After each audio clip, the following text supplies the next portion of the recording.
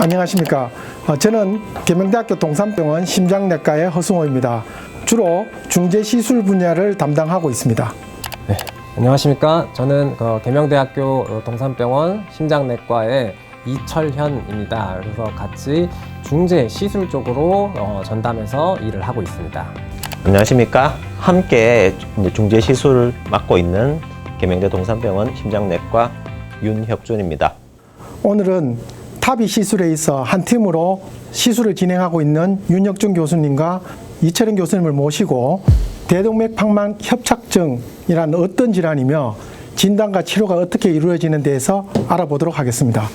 먼저 윤혁준 교수님, 심장판막 질환, 그 중에서도 대동맥판막 협착증은 어떤 질환입니까?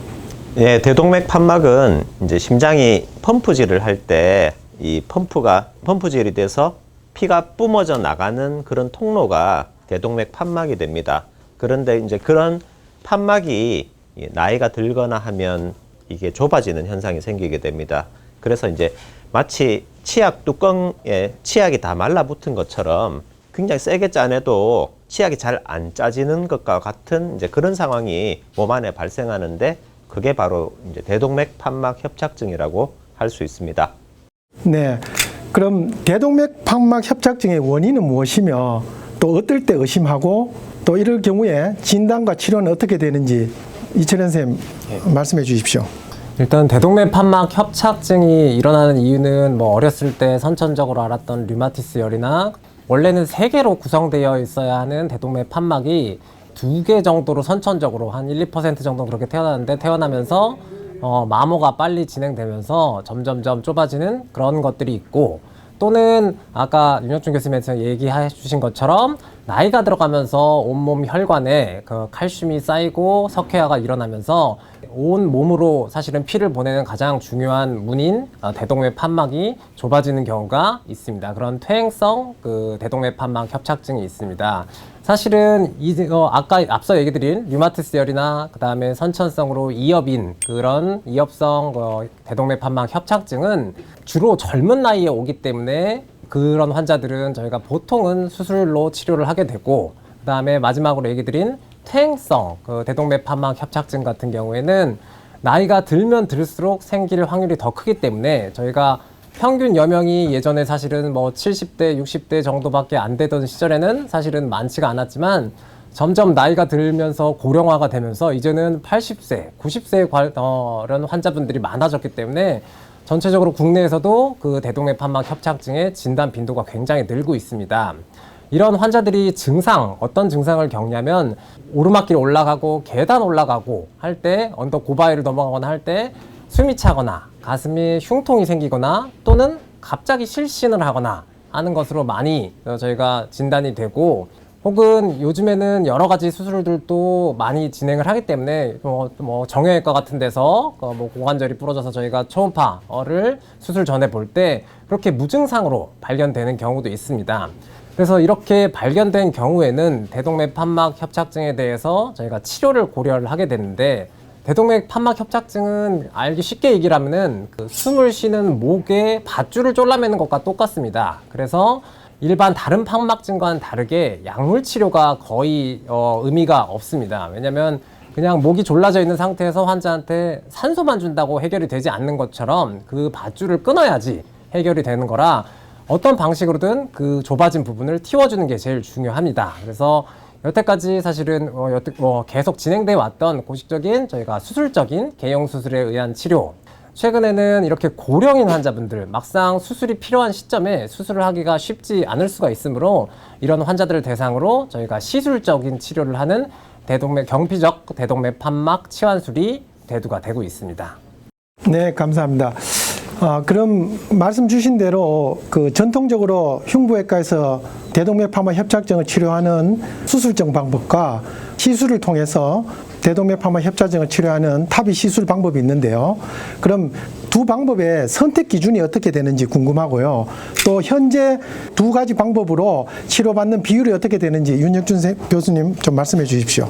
네, 수술로 대동맥판막을 치료하는 게 예전부터 해오던 시술이기 때문에 수술이기 때문에 굉장히 젊은 환자에게도 적용이 가능하고 오래 우리가 그 판막을 유지할 수 있는 그런 장점이 있기 때문에 시술보다 우선적으로 선택이 됩니다. 하지만 이제 수술이 불가능한 굉장히 나이가 많은 그런 환자들 위주로 해서 이런 시술적인 치료 방법이 개발되었는데 기기가 점차 발전이 되면서 수술을 대신하는 시술이 점점 이제 많은 환자들에게 적용이 범위가 넓어지고 있습니다. 그렇지만 아직까지는 전체적으로는 수술을 통한 치료가 아직 우리나라에서는 시술에 비해서 한 7대3 정도로 훨씬 더 많은 것으로 이야기하고 있습니다. 하지만 이제 미국이나 유럽 쪽에서 보면 이미 시술이 수술 건수를 넘었기 때문에 우리나라도 곧 그렇게 되지 않을까 그렇게 생각합니다. 네, 이 교수님. 그러면 탑이 시술에 대해서 이제 장점이 여러 가지 있다고 제가 알고 있는데요. 탑이 시술은 나이와 상관없이 모든 환자한테 적용해도 되는지 그게 궁금하네요.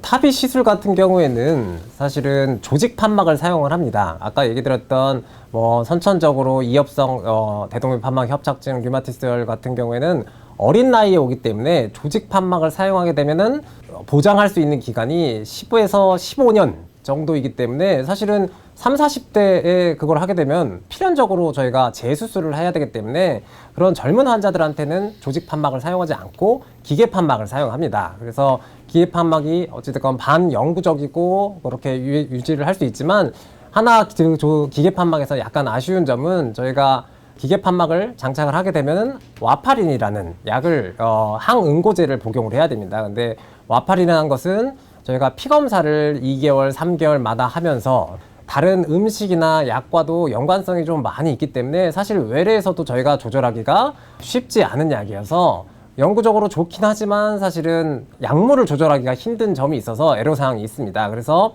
보통 흉부외과, 외과 쪽에서도 65세 기준으로 65세 좀 넘어가시는 분들은 조직 판막을 좀 많이 선택을 하는 편입니다. 오히려 연세가 드신 분들은 또 피가 출혈이 있을 확률도 높기 때문에 조직 판막을 사용하시는 편이고 그런 것에 사실 발맞춰서 저희 쪽도 시술 쪽에서도 조직 판막을 사용하기 때문에 주로 연세가 있으신 뭐 75세, 80세 정도를 대상으로 저희가 시술을 진행하게 됩니다. 그래서 정리를 하자면은 젊으신 분들은 뭐 다른 논의의 여지 없이 사실은 기계 판막 수술적인 치료가 필요하고 연세가 있으신 분들은 환자분에 따라서 사실은 65세 이상인 분들은 수술적으로 조직 판막을 사용할 수도 있고 그다음 시술적으로 조직 판막으로 시술을 할 수도 있습니다. 선택을 할 수도 있습니다.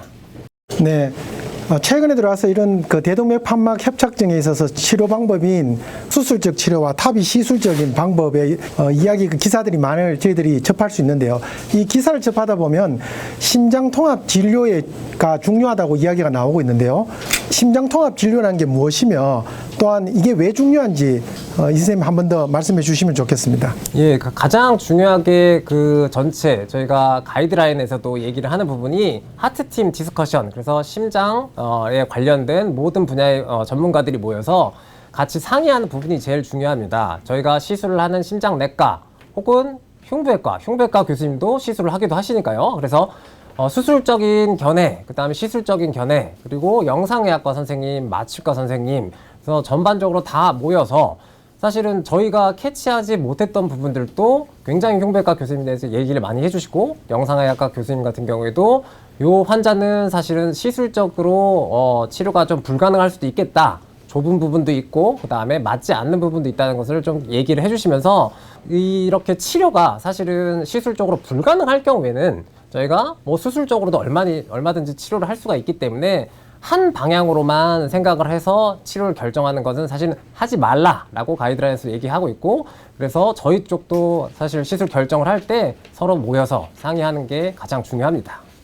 네, 말씀 들어보니까 굉장히 이런 그 심장통합 진료가 중요한데요. 저희 계명대 동산병원이 이런 심장통합 진료에 있어서 전문성과 노하우가 높은 걸로 알고 있습니다. 이 점에 대해서 우리 윤 선생님께서 말씀해 주시면 좋겠습니다. 저희 계명대 동산병원의 가장 큰 장점은 심장통합팀이 굉장히 서로 협조가 잘 되고 있습니다. 그래서 저희가 매주 한 번씩 화요일 아침마다 모여서 이런 복잡한 시술을 요구하는 환자들 케이스를 전부 리뷰를 하고 있습니다. 그리고 이제 이런 경험을 통해서 이 단발성으로 그치지 않고 1년, 뭐 10년, 지금 벌써 이런 모임을 한 지가 벌써 저희가 디스커션 한 지가 10년 정도 되었는데, 그런 과정에서 저희가 굉장히 좋은 결과를 도출해내고 있고, 항상 저희가 리뷰를 하면서 혹시 미비한 점은 없었는지 그런 것을 상시 저희가 체크하고 보완하고 있기 때문에 저희 병원 심장통합팀이 굉장히 최근에도 우수한 성적을 계속 보이는 것 같습니다.